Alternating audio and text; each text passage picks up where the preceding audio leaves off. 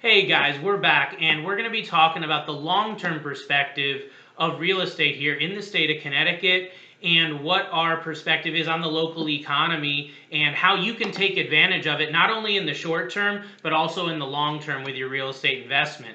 So, you had talked earlier about the historically low interest rates, and actually, as of yesterday, we hit the lowest interest rates since 2010 in mortgages. So, there's a huge opportunity right now, and a lot of that drives real estate. So, can you talk about how the fact that we are at historically low rates now and how that drives real estate investment and home appreciation, both locally in the state of Connecticut and nationally? Well, yeah, I mean, with the interest rates being so low, first of all, I would definitely recommend anyone that's sitting on the sidelines and thinking about getting into real estate investing to act now. Because we don't know what's going to happen.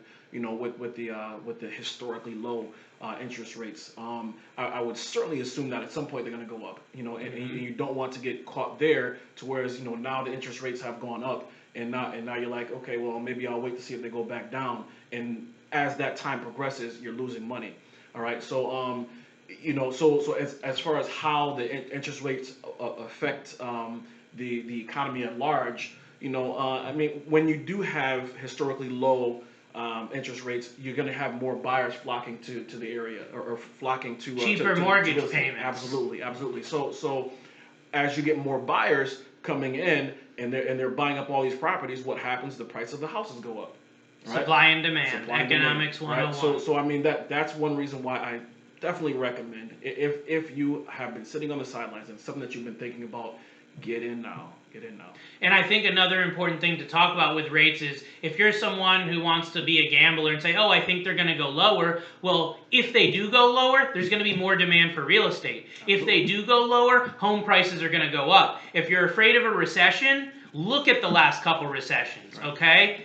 Home prices have been very solid, and in most recessions, home prices have actually increased. Right. Okay? If you take out the last recession of 2007, 2008, and that time period, home values have appreciated because of those low interest rates. So you right now could be sitting in a spot where you get a property, rates go down, we go into a recession, and your house is worth 5, 10, 15% more a year, 2, 3 years from now than it is today. So it's really a win-win. From a mortgage standpoint, it's heads you win, tails you win, because with a mortgage, you have the ability to refinance. So if rates did go down to the 2% range, which has never happened in the history of this country, if that were to happen, you're not locked in. The state of Connecticut, you cannot have a prepayment penalty on a mortgage right now, okay? So a year from now, you could refinance, you could reap the benefits, lower your mortgage payment, and have additional cash flow. If the rates go up, you win because you're locked in. With almost all of our first-time buyers, we're going to use a 30-year fixed mortgage. So if rates skyrocket, you're locked in. You have nothing to worry about. So it's really either way that you would win by getting in now. There's not a reason that you can sit back and say, well, I'm going to wait, because there's not an economic situation that could occur that would have you making more money if you waited, okay? So the other thing that we want to discuss here on the long-term perspective is local politics and local economics. We're not going to burst anyone's head by saying that Connecticut is not the strongest economy in the U.S., okay? It's not the strongest economy in the Northeast. Connecticut's been lagging behind in a lot of areas. Housing's one of them. So with that said, though, Connecticut has also seen times where real estate has boomed, okay? There have been areas where you can buy a house right now for $50,000 or $100,000 less than it was 10 to 15 years ago. This is one of the only states in the country where you can do that. Almost everywhere else, the home values have come back to the pre-crisis levels, okay? So that spells opportunity if you're a value investor, if you're looking for a great deal. Next time you look at a property, look at what it sold for in 2005. Look at what it sold for in 2006. Look at what you're going to get it for today. Understand that, again, simple supply and demand comes into play. It's not a matter of if, it's a matter of when the home values will return to those levels. So right now you've got that opportunity. What you really want to do is you want to have the local market at the forefront. You want to have, experts, as we've talked about, in your back pocket to help you take advantage of these opportunities. And if you're a first-time investor, a first-time buyer, you may be thinking, well, once I buy a house, who cares what the market does? If I'm not selling it, who cares? But you're leaving out a huge part of building your wealth through real estate, which is taking advantage of equity in your property, okay? So we recommend that you do at least one review per year with both your real estate advisor and real estate pro, as well as your mortgage advisor, because they're going to be more in tune doing this every single day than you will with your area and if property values have gone up or down. And if you're thinking, well, who cares? Well, let's talk about who cares. If your property goes up 10% in value, okay, you may be in a situation where you can tap some of that equity and build wealth further through buying something else, through investing in the market, through lowering your overall mortgage payment or overall payments by consolidating debt. There's so many options that you watching this or listening as a first-time buyer, you may not even be thinking about this opportunity for wealth in real estate, but your mortgage advisor, your wealth team, your real estate pro, we are thinking about it. So you want to do at least an annual review with each one of your wealth team advisors to make sure that you're optimizing your portfolio, because this stuff is changing on a constant basis. Can you talk about the advantages of consulting with your clients, even if they're not ready to sell their house, right, on an annual basis? Right. So yeah, I mean, I agree with you wholeheartedly. I think a lot of people don't think about the return on their equity. There are a good amount of investors out there that they monitor their return on investment. I put in X amount of dollars to purchase the property. As of right now, I'm making a X amount of return on that investment. But are you thinking about the return on your equity? If you have $100,000 in equity on your property, what's the return on that? And can you get greater returns by taking some of that equity out and reinvesting it somewhere else? Well, let's answer that. The return on equity is zero, ladies and gentlemen.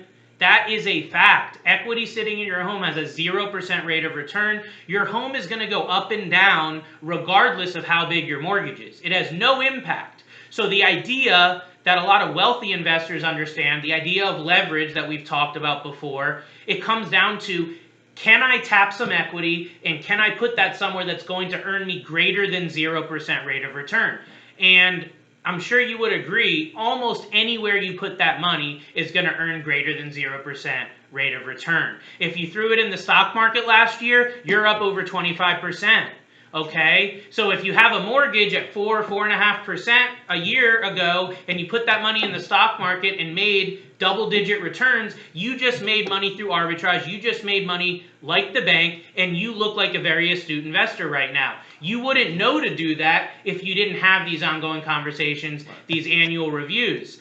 Same thing with real estate. Maybe you can pull some money out, use it as a down payment on another property, as we've talked about in a lot of other places. Something that I do with my clients is utilize technology. Not only do we do this annual review, where we actually get on the phone and talk through their scenario at least once per year, but there's a new software tool that I'll link here in the comments or description section that you can sign up for called HomeBot.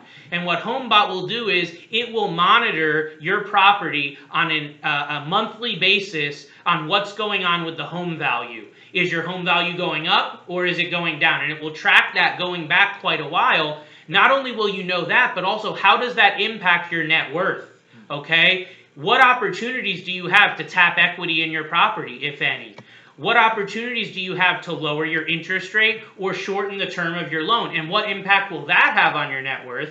And last but not least, what opportunity do you have to rent your property out and actually receive rental income from that, whether it's through traditional means or Airbnb, VRBO, all those different options that you have with the current technological landscape. So I'm sure you understand now that there's a lot more to just the long-term perspective in real estate of just buying and holding a property. Even if that's what you think is your strategy, you still need to constantly review this to make sure that you're optimizing your wealth and your specific investment to meet your short-term and these long-term financial goals. Absolutely.